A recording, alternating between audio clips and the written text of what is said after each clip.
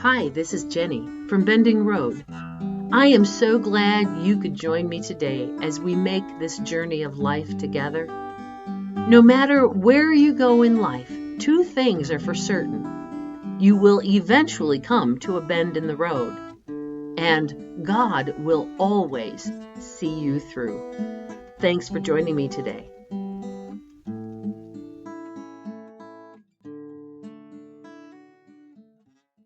Today is Valentine's Day.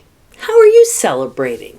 Special dinner, special night out with the one you love? How are you celebrating? I think the greater question is, where exactly did this come from? Why do we set aside one day to celebrate the love between two people? How did it get so big to include everyone? We send Valentines to our spouse or our fiance or our boyfriend or our girlfriend, but we also send Valentines to our children. And I remember in school we had Valentines that went to our classmates. Originally, this day was to honor two Christian martyrs, both named Valentine, martyred in AD 269 and AD 197. There were absolutely no romantic elements in the original early medieval biographies of either of these martyrs. And by the time Saint Valentine's became linked to romance in the 14th century, distinction between these two martyrs was literally lost.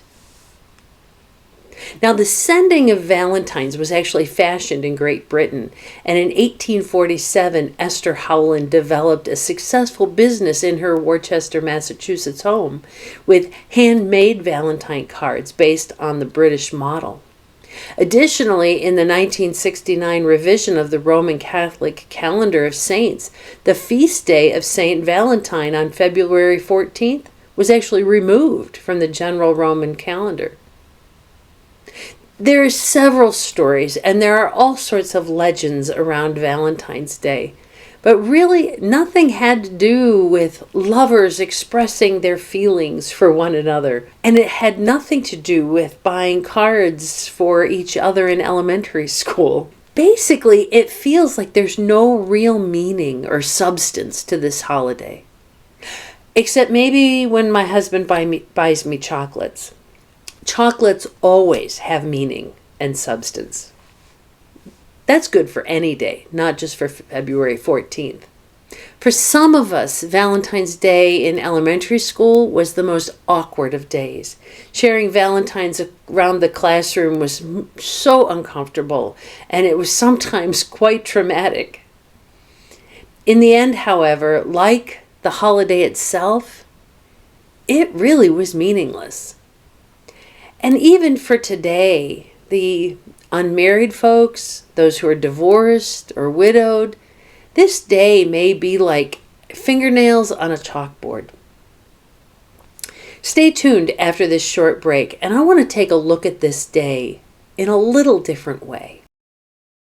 If you're watching on YouTube and if you have been encouraged by this message, I would love it if you would hit that thumbs up button.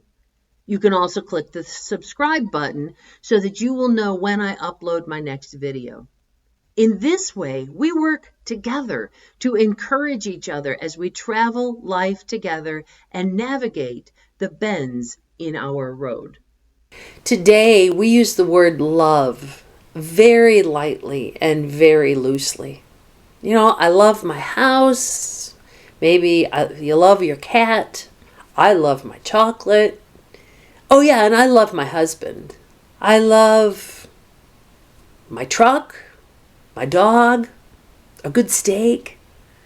Oh yeah, and you might think, oh yeah, I love my wife too. We're all born looking for love that is real and meaningful, substantial and serious. And we desire a love that we can depend on and hold on to, a love that will last forever. The problem is we're looking for perfect love from imperfect humans, and that's just not working for us. If we go back to those two martyrs, Valentine, they gave their lives for the work of God. And when we think about them, we get maybe a little closer to the meaning of Valentine's Day. You know, God's Valentine message is found in John 3:16. For God so loved the world that he gave his one and only Son, that whoever believes in him shall not perish, but have eternal life. The two original Valentines gave all that they had because God loved them first. 1 John 3:16 tells us this is how we know what love is.